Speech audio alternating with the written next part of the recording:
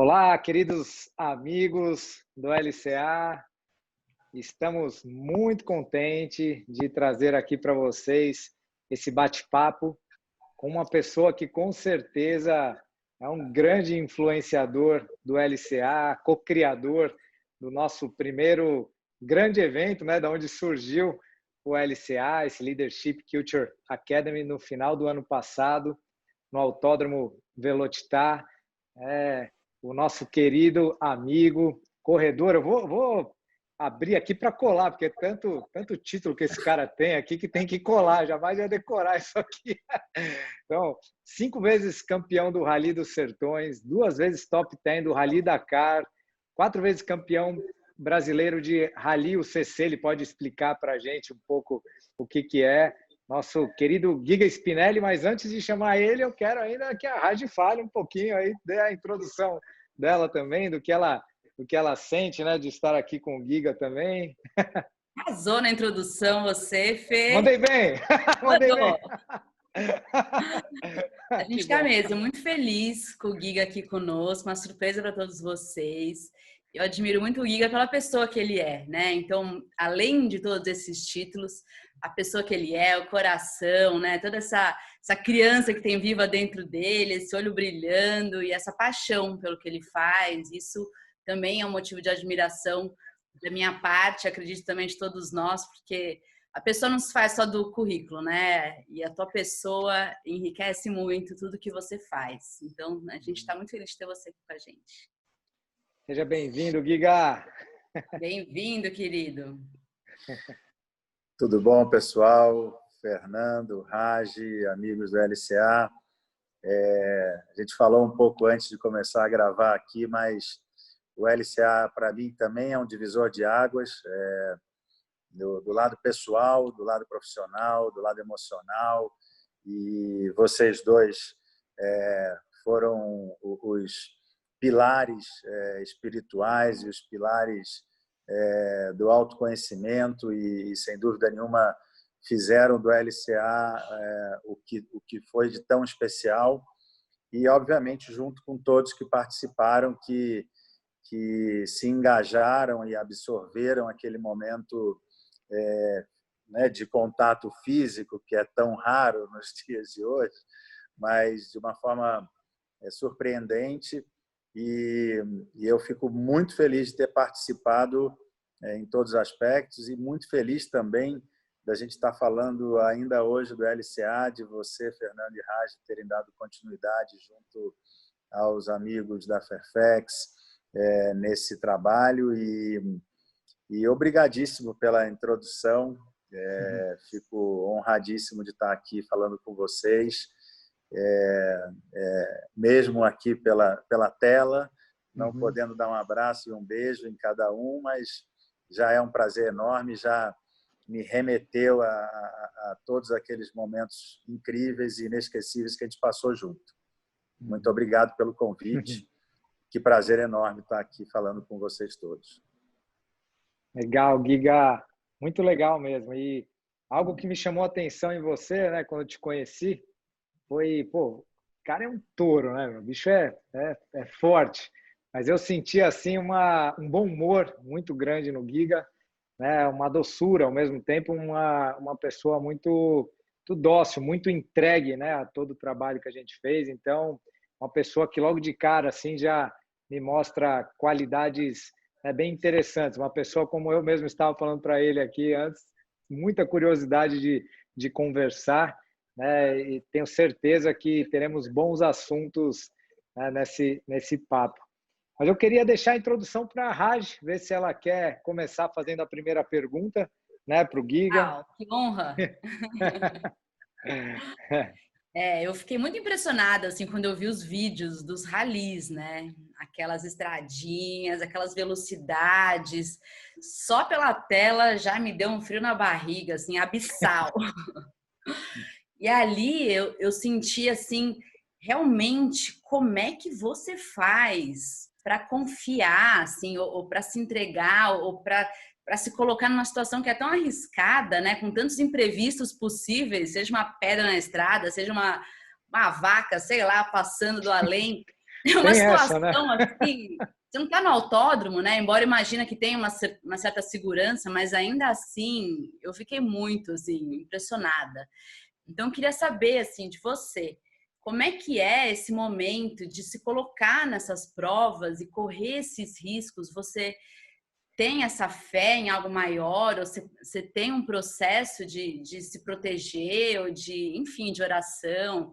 Fiquei curiosa sobre isso. Então, eu acho que isso faz parte de mim desde sempre. Eu comecei mesmo a correr, competir com 18 anos no rally, né, de carro, mas esse prazer pelo limite, até posso dizer pelo risco, pelo desafio, por superação, é uma coisa que acho que veio comigo. Então, logo quando eu aprendi a andar de bicicleta, até antes, quando aqueles carrinhos, vocês são mais novos do que eu, talvez não saibam do que eu estou falando, mas os carrinhos de pedalzinho lá de plástico, quando eu ganhei o Velotrol. primeiro, Velotrol, aí, Ragi, você não, você é depois do Velotrol, mas você conhece. Mas eu comecei a andar naquilo e a minha diversão era que me empurrassem para ir mais rápido do que eu conseguia pedalar. Aí depois a minha diversão era que me empurrassem, me soltassem, eu virava o volante para ele derrapar. Aí fui andar de bicicleta, logo queria saltar, queria frear e derrapar. Então, não sei, é meio natural meu assim, esse prazer pela adrenalina, pelo desafio, por superação. Então, se você me perguntar, você dentro do carro, você considera tudo que está ali envolvido de risco, de preocupação, assim, com o que pode dar errado? Eu considero muito, sem dúvida, na preparação, na avaliação do que eu tenho ali de equipamento, não só que eu estou usando, mas o carro em si, tudo. Mas durante a corrida, durante aquele momento ali de competição, não vou dizer que eu abstraio isso, mas eu estou mais focado na performance, na prática ali da pilotagem, nos detalhes que possam me ajudar a acertar mais, a ser mais preciso, mais rápido. E essas variáveis de risco, elas existem, existe o medo, existe né, aquele momento que dá aquele frio por dentro, que você, nossa, quase que deu errado, mas é uma coisa que eu sinto como parte do processo e por mais que o susto não seja agradável, né, quando você passa perto de dar uma batida, alguma coisa, a sensação é muito mais de, nossa, quase perdi a corrida, do que, nossa, passei perto de me machucar ou de alguma coisa ligada ao risco físico, vamos dizer assim.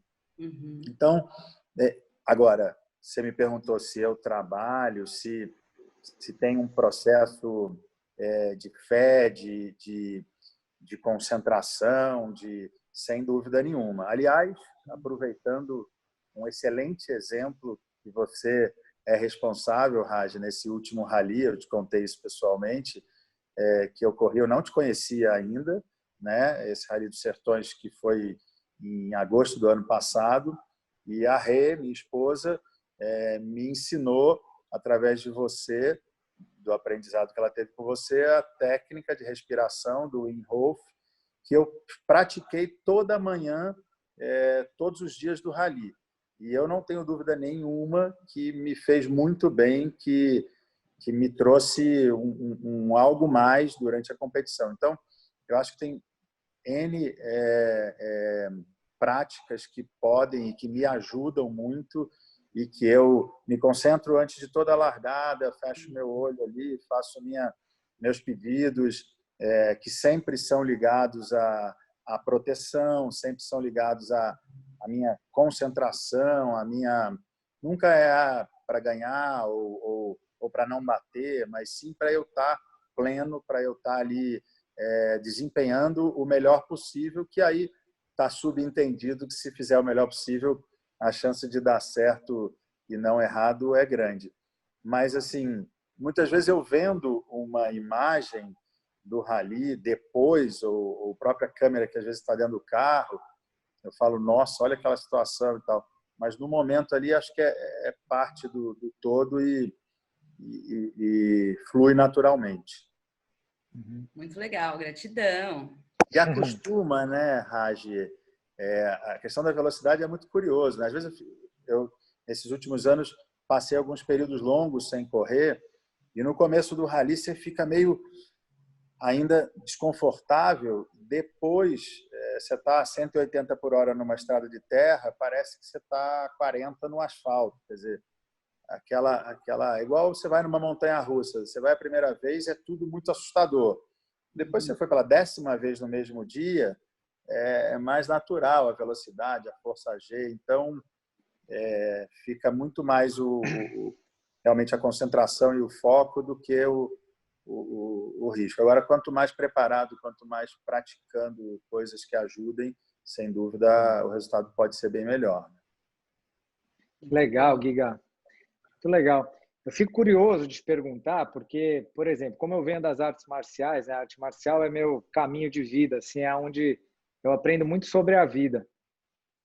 Então, estudando sobre os guerreiros dos campos de batalha, né? Através das histórias das artes marciais, eu percebo que tudo que eles treinavam era para, na hora ali do campo de batalha, eles poderem ter os reflexos rápidos, agir de uma forma que seja muito presente, porque um erro ali pode causar a morte, né, do guerreiro, né? Um golpe errado, uma estratégia errada. E eu percebo que não é tão diferente, né, do que um carro numa velocidade que vocês andam numa terra, né? Então, assim, eu vou te fazer uma pergunta, eu não sei se você já fez essa reflexão, né? Porque isso até fez parte do meu trabalho com as artes marciais, de refletir quais eram essas qualidades que os guerreiros tinham que ter e trazer isso para o nosso dia a dia prático hoje em dia, né? Mas, assim, eu faço essa pergunta para você. Você tem essa clareza, porque às vezes é tão instintivo de quem é mesmo, ou lutador, ou corredor, é tão natural para a pessoa que ela não reflete isso, não faz essa tarefa de casa, né? De, por exemplo, quais são essas habilidades que eu tenho desenvolvida e tal. Mas, assim, você tem ideia de quais são essas virtudes ou qualidades, né, que você tem já desenvolvido, porque eu tenho certeza que você tem, para estar a, sei lá, 180, 200 por hora em uma estrada de terra. Se você tem um erro, pode causar sua morte. Então, como é que você mantém sua calma, né? Qual é o seu tipo de pensamento, por exemplo? Pensamento positivo, autoconfiança, por exemplo, sabe? Então, eu gostaria de saber se você tem essa clareza para você do que, né, da mesma forma que eu perguntaria para um artista marcial, mas do que o próprio rally te desenvolve como ser humano que você é. Olha, eu comecei a correr rally competir mesmo com 18 anos, né? Vou fazer 48 esse ano. Então, são 30 anos competindo. E correndo, até você falou no início, né, do título, o CC, Rally CC, é o Rally Cross Country, né, que também é chamado na Europa de todo terreno, né, que é uma modalidade de endurance, né, de rally, de rallies longas distâncias, e uma das características é passar pelos mais variados tipos de terreno. Mas quando a gente fala mais variados, você pode pensar algum que você acha que nunca um carro vai passar, que um rally vai te meter no meio de uma encrenca dessa. Então, ele realmente, assim, por exemplo, quando eu passei a correr o Dakar, que é um rally praticado em deserto, eu não tinha experiência alguma de deserto, teve, no primeiro ano, por exemplo, em várias situações eu falei, não, mas não é possível que é por ali. E o navegador falava, não, pode entrar ali. Ali um carro não passa. Não, passa. Então, eu vivi muita coisa nesses anos todos. E eu não tenho dúvida nenhuma que, assim, na minha formação pessoal, tem uma enorme influência na minha vivência esportiva no rally.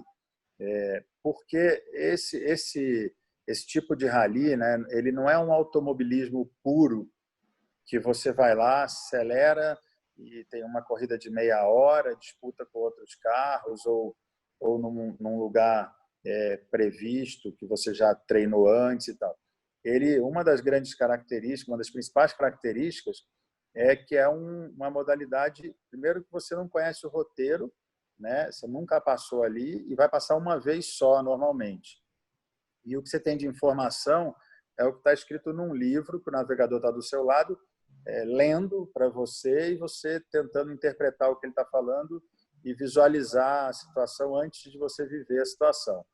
Então, é repleto de imprevisto. Nunca o planejamento sai 100% dentro de uma competição das maiores de rally. E o improviso é fundamental.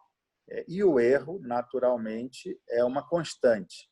Então, eu sempre digo que ganha o rally quem erra menos e não quem acerta tudo, porque não tem quem acerte tudo.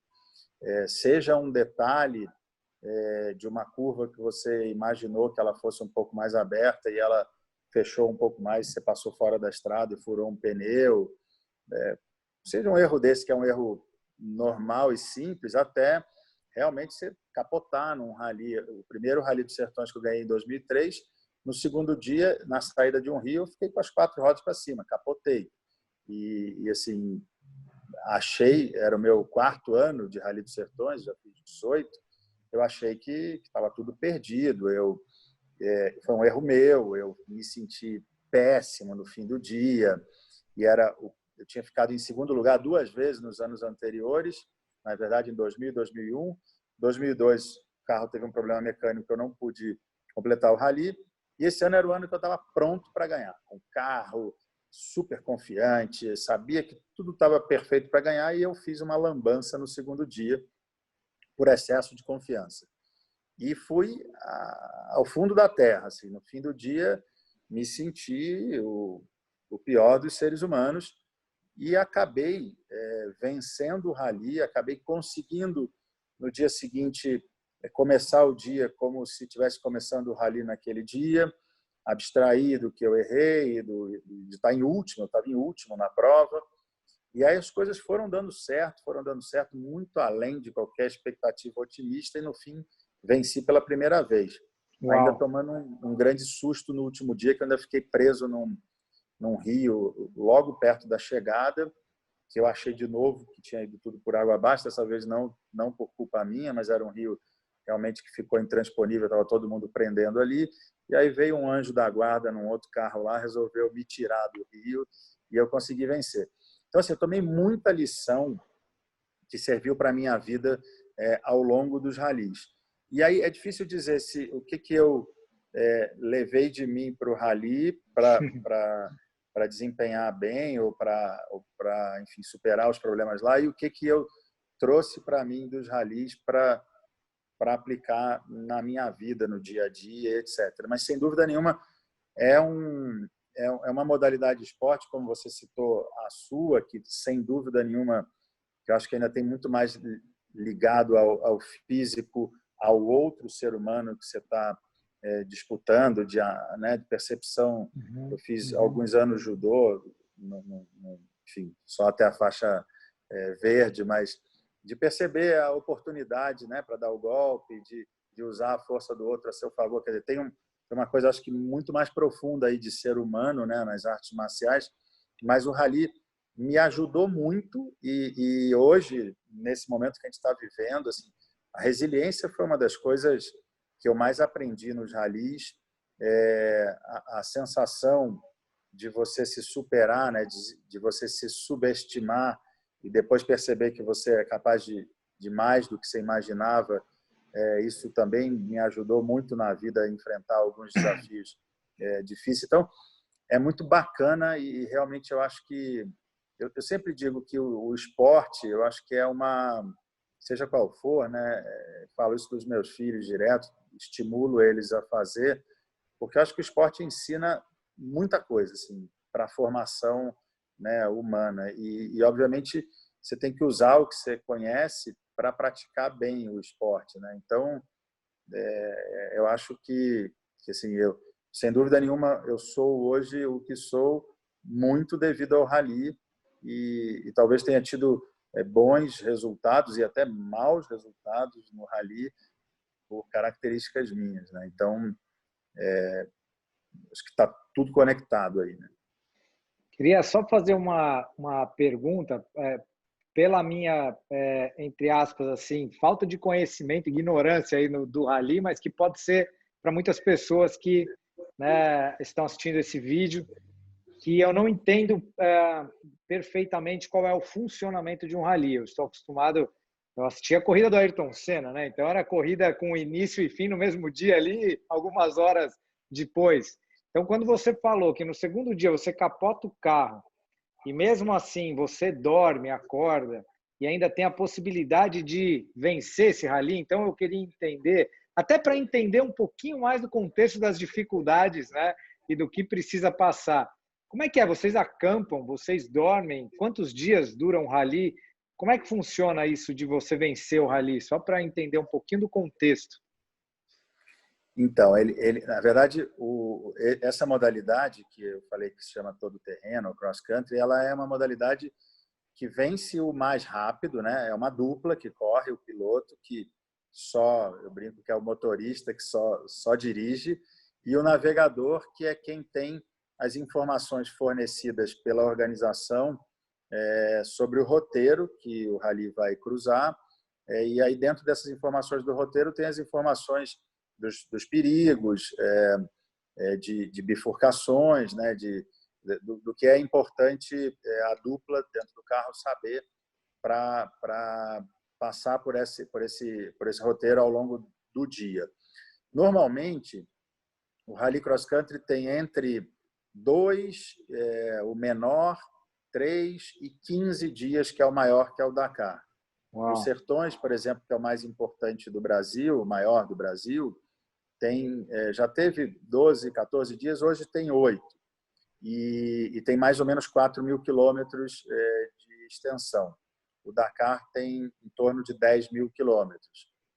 E aí, cada dia você vai de um ponto a outro. Muitas vezes é de uma cidade a outra. Então, vamos supor que o rally comece de São Paulo, capital. Então, ali em São Paulo vai ter um momento anterior à largada, que são as vistorias, que são a vistoria administrativa, de documentação, técnica, para ver se o carro está dentro do regulamento. E aí tem um briefing, que é toda uma explicação do geral do rally, principalmente do primeiro dia. Às vezes tem uma tomada de tempo, como se fosse uma classificação de Fórmula 1 em algum pequeno circuito, e aí define-se a ordem de largada. E aí no dia seguinte, normalmente sai desse ponto e desloca, a gente chama de deslocamento, por vias normais, né, cidade, estrada e tal, até um ponto onde efetivamente começa a corrida cronometrada. Daquele ponto até o ponto final desse dia, desse trecho cronometrado, essa estrada está fechada para trânsito normal e só passam lá os competidores, os veículos que estão competindo. Então, esses trechos diários podem ter de 100 a 600 quilômetros, ininterruptos, muitas vezes. Então, você tem um horário específico que você vai largar, cada carro larga de uma vez, cada veículo larga de uma vez, normalmente as motos primeiro, depois os carros. Então, você tem lá um horário X, 10 horas você tem que largar, você vai estar naquele ponto e vai soltar um cronômetro lá, vai ter alguém da organização falando um já para você começar. Desse momento até esse ponto de chegada desse dia, você está andando com as informações dessa planilha que eu falei e por essas estradas definidas pela organização o mais rápido possível. Até esse ponto final, onde você vai receber uma bandeirada do dia, vamos dizer assim. Aí você vai ter feito esse trecho num tempo X, 2 horas, 5 horas e tal, e X minutos. Vai ter um carro largando atrás de você, um outro largando na frente, num intervalo de tempo definido também pela organização, em torno de 2 minutos. E no final do dia vai ter o tempo de todo mundo, e aí já sai uma classificação daquele dia. Dali desse ponto de chegada cronometrado, você viaja, você desloca para um outro ponto onde vai estar a sua equipe, num acampamento, e onde você vai dormir, passar a noite. até o mesmo procedimento no dia seguinte. Você vai ter um horário para sair dessa base onde está a equipe, que se chama Parque de Apoio, né? Um acampamento mesmo, onde a equipe tira tudo de dentro do caminhão, monta a oficina, monta o restaurante para a gente comer, monta, enfim, toda a infraestrutura necessária. A gente entrega o carro para a equipe no fim desse dia, né? No momento que a gente chega, faz uma reunião dizendo o que aconteceu no dia, o que precisa ser feito fora do padrão de manutenção normal no carro. Tal. A equipe trabalha normalmente a noite inteira, te entrega o carro no dia seguinte para você repetir o processo no dia seguinte, e assim vai até o fim do rally. E esses tempos que você vai realizando em cada dia vão se somando, e aí vai definindo quem está na frente e tal. Então, quando eu falei capotei no segundo dia, eu capotei, mas eu descapotei o carro e consegui terminar o dia. Então, eu perdi um grande tempo nesse processo, mas eu continuei na prova. E como naquela época, se não me engano, o Sertões tinha 14 dias e foi no segundo, foi um ano atípico, foi uma coincidência também de fatores positivos. Todos os líderes do rally foram... Quem estava liderando o rally até o dia seguinte teve logo um problema grave e também perdeu muito tempo, uma falha mecânica, alguma coisa. Então, ninguém teve um rally com pouco erro e muito estável que fosse impossível ter alcançado. Eu tive uma performance boa, sem problema nenhum mais até o fim do rally, exceto essa atolada que eu dei no Rio, quase na bandeira de chegada. Então, por consequência do mau resultado de outros e desse melhor resultado meu nesses dias seguintes à capotagem, na soma final do tempo eu consegui acabar vencendo, entendeu? Perfeito. Então é uma corrida maratona, né? Não é aquele 100 metros raso que você deu uma tropeçadinha, você ficou em último e não recupera mais. É uma maratona, você tem que montar uma estratégia, se no começo você vai puxar o ritmo ou se você vai vir num ritmo mediano ali, em quinto, sexto, e no final você ataca. Tem muito também da questão do desgaste físico, psicológico, do desgaste mecânico do carro. Então, se você está conseguindo se manter bem, para ter fôlego até o fim, para se precisar forçar o ritmo no fim, você está inteiro, e aí, de novo, bem preparado psicologicamente, fisicamente, sabendo usar bem o seu equipamento para você não ir deteriorando ele. Às vezes você está bem, mas o carro já não, por mais manutenção que a equipe faça, o carro já está com alguns problemas que já não tem o mesmo desempenho. Então, é complexo e as variáveis para dar errado são incontáveis. Você tem que acostumar com esse negócio de... E fora que, é assim, né, Fernando e Raj, vocês, embora super evoluídos, muito mais do que eu e muitas pessoas, assim, cada dia é um dia na nossa vida, né? Tem um dia que a gente acorda inspiradíssimo, com tudo a pleno, e tem dia que a gente acorda mal. Tem dia que você fala, hoje é um dia para eu levar até o fim, porque não vou estar bem concentrado, não sei, meu astral não está legal. Não... Então, quando é Dakar, por exemplo, que é um rally que te leva à exaustão absoluta em todos os aspectos, além de ser nas férias, né, no fim do ano, você sai de perto da tua família, está todo mundo celebrando o Réveillon, viajando, e você está lá 14 dias seguidos dentro do carro fazendo a mesma coisa. Quer dizer, tem dia que você acorda e fala, nossa Senhora, de novo isso tudo. Então, você precisa saber calibrar também. O dia que você não está bem, não força muito, porque a chance de dar errado é maior. O dia que você está bem, mais seguro, mais, sei lá. Então, é curioso essas oscilações e obviamente, quem está mais preparado, né, com todas as ferramentas que existem, as chances são melhores de se equilibrar, né? E falando um pouco assim desse clima de estresse, né? É um cenário de estresse constante. E me veio essa curiosidade em relação ao seu navegador. É uma relação muito próxima, é um casamento naquele processo onde você tem que lidar com situações de estresse, e essa relação também deve influenciar muito o resultado, né? Às vezes Você tem que trabalhar com uma pessoa que você não tem afinidade, né? E você tem que lidar com situações que são estressantes. Essa relação te apoia ou te atrapalha, né? Como é que é essa coisa com o navegador? É uma pessoa que é sempre o mesmo? Ou isso também é um fator que atrapalha se você não tem afinidade com ele? Como é que é isso? Eu queria adicionar na mesma pergunta, se fosse possível, porque aí já traz, né? Porque você falou também que à noite a equipe passa trabalhando para te entregar o carro no outro dia, né? Então, fora o navegador, eu acho que traz o mesmo tema de equipe, falar da equipe. Então, desculpa, Raj, mas só para, né, misturar. Eu ia começar a resposta falando isso, Fernando. O navegador, sem dúvida, é a relação mais intensa e assim, realmente precisa ser uma dupla afinada. Igual você começou falando do casamento, é como se fosse um casamento mesmo. Não dá para ter sucesso com uma relação com o navegador ruim. Não dá. Assim, não funciona. São muitas horas juntos, um dependendo plenamente do outro, super no limite de tudo, né? De concentração, de estresse, de cansaço, de distância da sua rotina, do seu conforto, da sua casa. Então, por mais que a gente prepare a equipe para estar nas melhores condições possíveis, a gente está sempre numa situação, né, diferente da que a gente tem no dia a dia. Então, a relação com o navegador, ela, obviamente, na parte técnica, né, a gente busca formar a melhor dupla possível. Então, normalmente, os melhores navegadores, tecnicamente, estão com os melhores pilotos.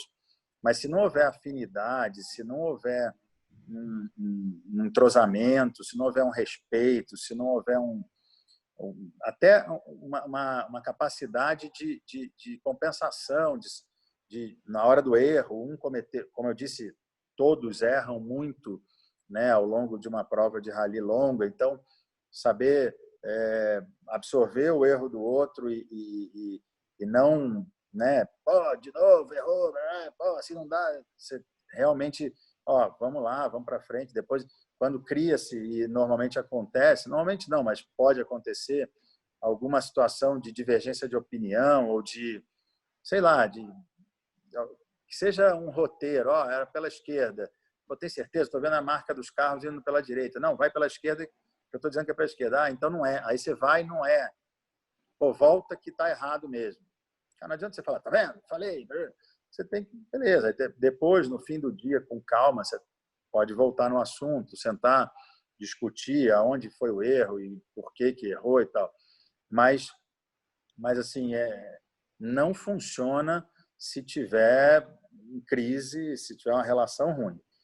Agora, a equipe é muito mais do que o piloto e o navegador. O piloto e o navegador estão ali na hora H, vamos dizer assim, do vai ou racha, que depois que prepararam tudo, que a equipe cuidou do carro, que o engenheiro desenvolveu o carro, que o mecânico colocou todas as peças no lugar, com o aperto certo, que o pessoal da produção, da logística te deu o jantar na hora certa, sua cama está devidamente, né?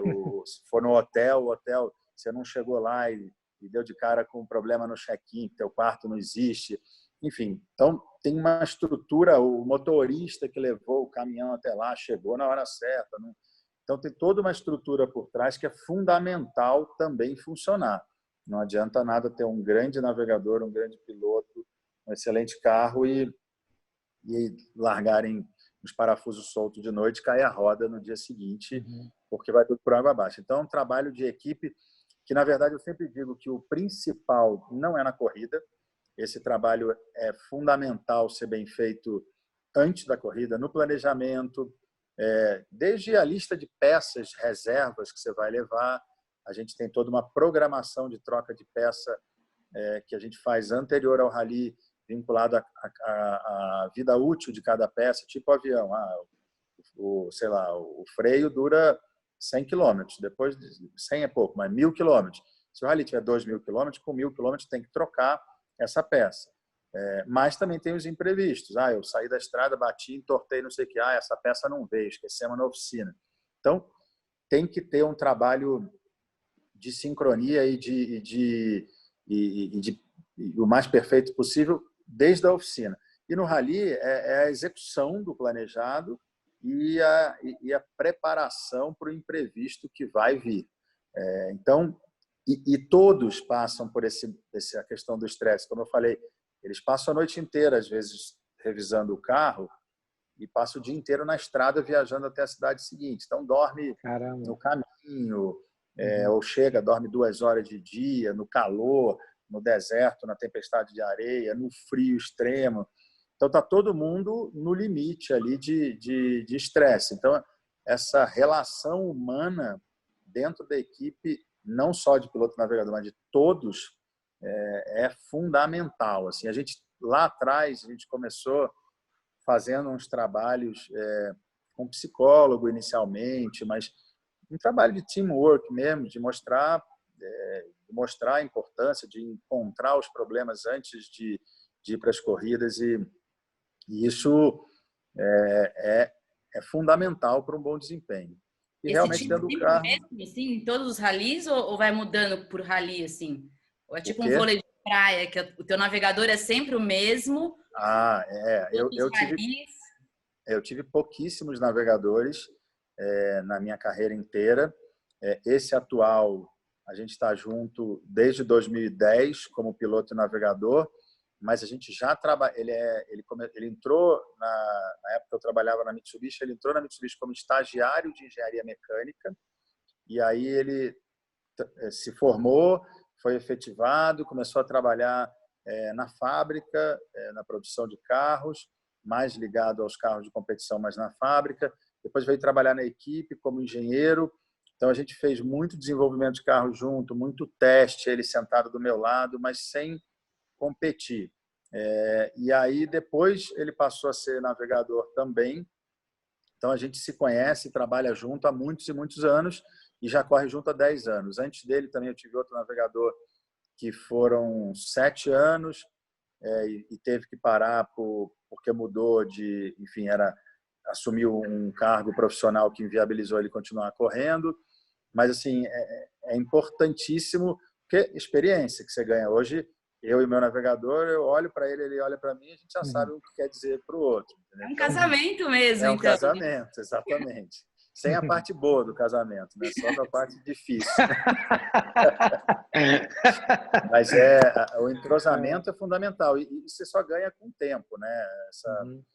A empatia vem de cara, mas o entrosamento, a experiência de um com o outro, né? Até de um apoiar o outro, né? Como eu falei desses dias, que um não está tão bem, o outro relevar ainda mais as coisas e ajudar. E tem uma coisa dentro do carro também, voltando ao assunto de concentração, como são muitas horas ao longo do dia e realmente as coisas vão ficando meio repetitivas, né? Por mais que você esteja andando rápido, mudando o piso, hora está subindo serra, hora está andando em velocidade final no plano e tal, mas você é fácil desconcentrar, né? É fácil começar a pensar em outra coisa, a lembrar do que aconteceu ontem, a prever o que pode acontecer, a pensar fora do rally, em outras, enfim, na vida pessoal e tal.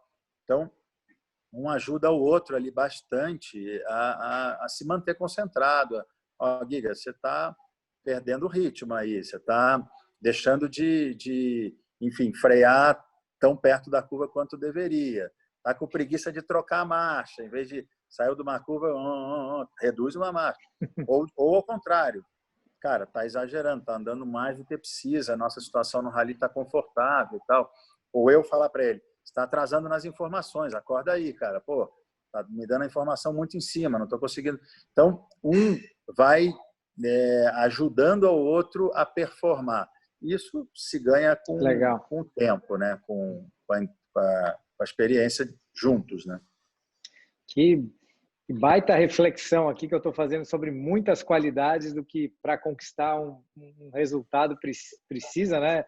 E a importância realmente da equipe, né? Eu já refleti aqui sobre, poxa, a resiliência, a adaptabilidade, sua capacidade assim de, poxa, mudou a expectativa, às vezes muda tempo, carro vira, tem que desvirar, tal, esse time mesmo sempre junto. Então, tem muitas informações aí que eu tenho certeza quem está ouvindo e vendo, né, está fazendo suas reflexões e se não tiver, eu sugiro fortemente fazer essas reflexões de como está nesse momento, às vezes lidando com o seu time, né, lidando com o seu parceiro, porque tem muitas reflexões boas assim para trazer em um ambiente que a gente ouve, né, mas a gente não tem ideia de quão árduo deve ser viver isso, dormir pouco, acordar, né, nessa intensidade.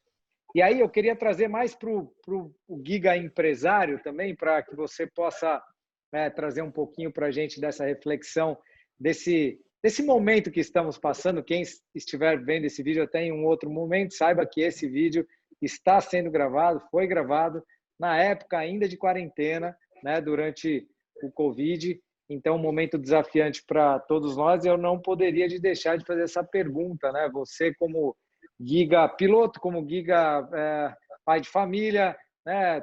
Tem aí sua família, como Giga empresário, né?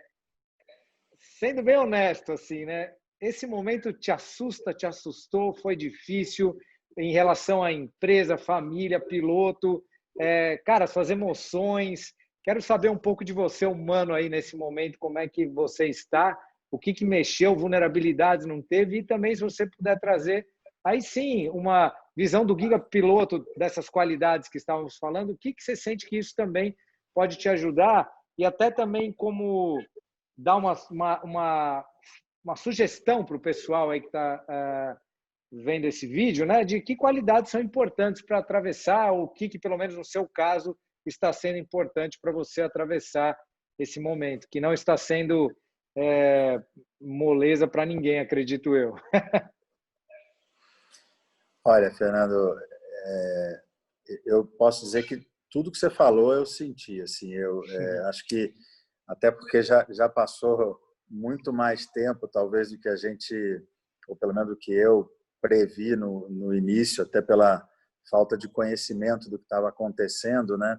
Mas acho que teve um impacto inicial de o que está acontecendo, né? Que loucura é essa, de onde vai parar isso, o que é, enfim, será que é isso mesmo, né? Será que vai parar o mundo? Será? Aí você começa a ouvir pessoas, ver imagens inimagináveis, pelo menos no meu caso, assim, acho que muitas pessoas você vê, sei lá, pontos famosos turísticos na Europa que começou antes do que a gente, plenamente vazios. Eu vi uma missa do Papa logo no começo da pandemia, um dia chuvoso, de nublado, feio, fim de tarde, assim, que eu, sei lá, eu senti tudo ali, senti medo, senti emoção, senti conexão, senti esperança, mas ao mesmo tempo falei, cara, como que está acontecendo isso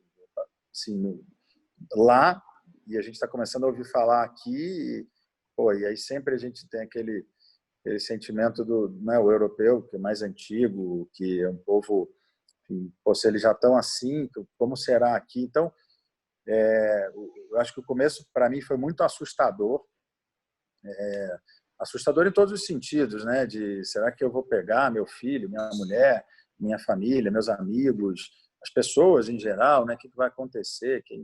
Né? Aí, enfim, como é novo para todo mundo, as informações não batiam muito. Uma hora você ouvia um negócio, outra hora outro. Então, o primeiro sentimento meu foi muito medo, assim, muita insegurança, muito da onde está vindo isso e para onde vai parar, né? E reclusão absoluta. Assim. A gente imediatamente, até a escola dos meus filhos foi a primeira a parar, porque foi uma coisa curiosa que a Rê estava com o meu filho mais novo, com o Rafa, na escola na sexta-feira, que acho que era 6 de março, se não me engano, porque tinha um programa da escola que ele ia dormir na escola com a classe dele. E aí ela foi levá-lo e daqui a pouco ela me ligou e falou, eu acho que não vai acontecer. Eu falei, mas por quê? Não, porque parece ter uma criança aqui que está com suspeita de Covid na escola. E falei, mas isso foi no comecinho, assim. Bom, cancelaram o programa, ela voltou para casa, uma frustração, imagina, o Rafa não entendeu nada, e a partir de então a escola fechou.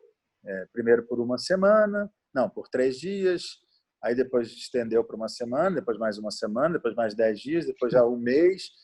Então, o começo foi... A gente se fechou em casa, a empresa minha, né, a Spinelli é no Velocitar, então eu imediatamente liguei para cá e falei, ó, vai todo mundo para casa, fecha a empresa. Não, mas ninguém entendendo direito ainda as coisas.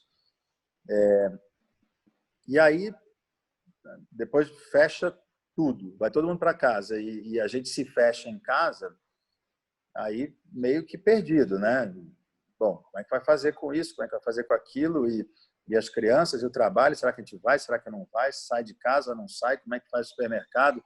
Faz um monte de compra, não faz? E os outros? Se eu fizer muitas compras, vai faltar para os outros? E, pô, caótico. Aí, aos poucos, a gente foi realizando e eu fui... Aí, para o lado da empresa, foi um baque também, imediato. Bom, previsão de receita, zero. Minha empresa trabalha com eventos, com aglomeração de pessoas, com entretenimento, com esporte. Bom, parou. E aí você pega... Fiquei expert em Excel, né? Não tinha muita habilidade. Peguei a planilha, o caixa da empresa e receita, despesa, qual o custo fixo, o que dá para cortar. Vamos privilegiar, né, proteger os funcionários acima de tudo. Vamos conversar com o fornecedor para ver se dá para adiar pagamento, cancelar o que não foi feito ainda. Todos os clientes também fazendo a mesma coisa com a gente. Ó, para tudo, não tem como pagar, não vou fazer o evento. Então, aí realmente ficou um período bem tenso assim, de tentar salvar a empresa. E, num paralelo, a saúde, o medo, né, do que estava acontecendo. E aí tentando convencer as pessoas. Ó, mãe, família, irmãos, ó, para. Não, mas eu tenho que... Não tem que nada, vai para casa.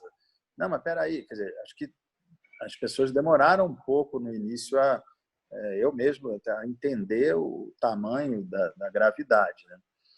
Aí teve um processo super difícil, assim, dentro da empresa, de redução. Não tive alternativa, tive que mandar umas pessoas embora, ainda logo no início, porque eu achei que era melhor, porque ainda escolhi meio a dedo, porque tinha como pagar 100% do que era previsto na lei, porque tinha o FGTS, todos eram funcionários de carteira assinada. Então, e prevendo, ó, vamos parar um pouco para salvar a empresa e daqui a X tempo a ideia é que, se as coisas voltarem a funcionar, vocês voltem. Mas precisamos mexer as peças do xadrez aqui para não afundar todo mundo junto. Porque se afundar todo mundo junto, não salva ninguém. E aí foi um período assim, longo e difícil. Todo dia, enfim, esperando notícia do governo para ver se ia ter alguma oportunidade que facilitasse. E aí não tem. Enfim, aí aquelas complicações todas que a gente acompanhou.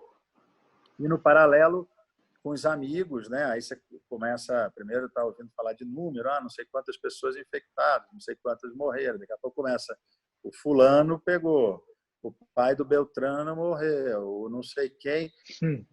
Aí você realiza mesmo que, né, que as coisas estão próximas e você...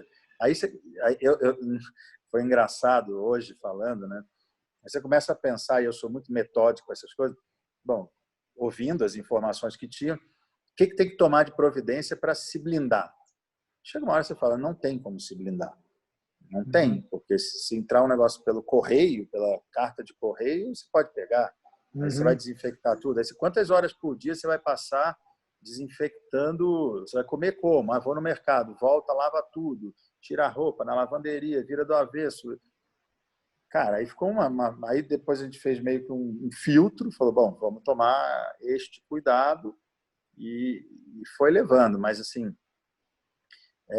aí também, eu acho que é a parte boa, e tem muitas, eu realmente, hoje, depois de passar o olho do furacão, assim, da gente se acostumar até com o problema, né? eu acho que tem milhares de aprendizados e de reflexões muito positivas e eu me emocionei diversas vezes. Comentei até com vocês antes que virei uma manteiga derretida de novo e vendo entrevista, vendo live, vendo depoimento, refletindo dentro de casa, conversando, vivendo coisas também maravilhosas que talvez nunca fosse viver de outra forma. A proximidade, tantos dias dos filhos, da Rê mesmo, da esposa, a possibilidade que a gente teve de fazer diferentes coisas, que aí começou, vamos jogar um jogo, vamos conversar, vamos almoçar, jantar, tomar café junto, agora você vai estudar, eu vou trabalhar, vamos estudar junto, participar também da escola, das crianças. Então, teve uma série de coisas muito bacanas, assim, que eu acho que quem teve oportunidade deve ter tirado bons proveitos. E meio que depois você vê que é meio como a vida, né? Sempre nas coisas ruins tem coisas boas, nas coisas boas tem coisas Sim. ruins, mas foi um furacão de sentimentos. Até hoje não passou, né? E não sabemos quando vai passar completamente ou se vai passar completamente. Mas eu tenho uma mega esperança de que o mundo tenha mudado para melhor com isso tudo, porque não foi nossa família, né? Nosso país, foi o mundo. E tenho certeza que eu aprendi muita coisa também, assim, que aprendi a dar valor a muita coisa, a refletir muito a rotina, a questão do tempo, a importância de fazer as coisas um pouco mais devagar. A gente conversou muito sobre isso, né? Quando a gente teve ainda poucas oportunidades, foram poucas que a pandemia também interrompeu esse processo, mas a gente conversava muito sobre o tempo, né? De atropelar o tempo, de querer fazer tudo, de não ter tempo para nada. E depois você viu, bom, agora é o seguinte, não tem o que você querer, você quer aí, não quer. Você fica quieto aí, você tem tempo para caramba dentro da tua casa aí e se vira com ele, entendeu? Quem gostava muito de sair, que não conseguia ficar em casa, desespero, não consigo ficar em casa. Bom, agora então partiu, vai Aprendi, ficar. né? Eu acho que tem muita coisa legal também. Acho que a gente precisa tentar se cuidar das coisas ruins, né, e aprender com elas, mas acima de tudo absorver e tentar sair melhor dessa situação. E no trabalho mesmo, a gente se reinventou, aproveitou para fazer um monte de coisa, organizar um monte de coisa, enfim, as pessoas, né, até essa questão de novo do time, de se unir, né, perceber mais uma vez que juntos a gente é melhor do que sozinho, que a relação humana é fundamental, que você ajudar a estender a mão, os funcionários se sentiram protegidos, né? Mesmo os que saíram, foi feito da forma mais cuidadosa e, enfim. Então acho que tem muito benefício também, mas fácil não dá para dizer que foi, acho que para ninguém, né? Você Então, consegue fazer, você de uma forma bem objetiva mesmo, pode ser bem objetivo. Você consegue fazer um link do Giga Piloto, desse cara que passa aí essas adaptabilidades, essa resiliência, com esse giga ser humano que está passando? Qual qualidade você, digamos assim, votaria que está te ajudando aí do Giga Piloto a ultrapassar esse rally aí que estamos que estamos passando também? Olha, Fernando, tem vários defeitos também que atrapalharam, mas assim, com certeza algumas características que talvez eu tenha ou aprendido ou desenvolvido mais no rally ajudaram muito, sem dúvida. Primeiro, a lidar com a pressão, a lidar com o imprevisto, a lidar com o estresse, a lidar com a tensão. Eu não até teve uma noite ou outra, mas assim, raramente eu perco uma noite de sono.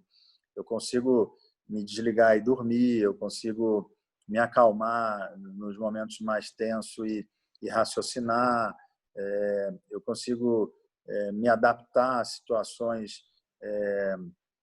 de uma certa forma com facilidade, e acho que tudo isso eu aprendi no rally, ou se eu não aprendi, eu pelo menos exercitei muito no rally.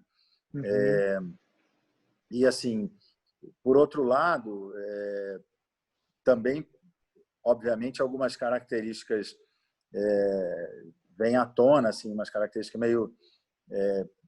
pô, você está vivendo uma situação da noite para o dia, né? Que eu ainda brinco, se tivessem avisado que daqui a 2, 3 meses ia ter isso, era um pouco mais fácil, né? Mas, de repente, você, pum, para tudo e muda completamente a sua vida. Então, hoje, refletindo um pouco do que se passou, talvez algumas coisas teria feito de forma diferente, teria, sei lá, teria talvez ter sido um pouco mais ágil em algumas decisões, um pouco mais cauteloso em outras, mas eu acho que isso a gente tem como ir se corrigindo e aperfeiçoando para sempre, né? Mas Claro. eu acho sim que o rally, a pressão, o susto, o improviso, o desconforto, essa que eu falei para vocês, por exemplo, o Dakar, sim, está todo mundo passeando lá, nesse caso não estava, mas assim, está todo mundo, e você vai aguentar aqui mais 6, 7 dias fazendo isso, e faça bem feito, entendeu? Então, estamos em casa, vamos lavar a louça, vamos embora lavar a louça, vem cá, criançada, vamos aprender a lavar a louça, vocês nunca lavaram louça, então vamos lavar aqui. E aí até curtir e ver o quanto é importante, e até dar valor a um monte de coisa. Você passa, né? Faz isso, faz aquilo. Aí, pô, lavar a louça é um trabalho sem fim, né? Pô, a gente em 4 lá, você acaba de comer, você passa mais tempo lavando louça do que comendo. Aí acaba de lavar a louça, quando está tudo sequinho, você suja tudo de novo. É verdade. Eu brinquei com a Rês. Falei, se fosse ignorar o lado ecológico, eu comprava tudo descartável agora para a quarentena. Porque, pô, você leva 2, 3 horas do dia lavando louça, entendeu?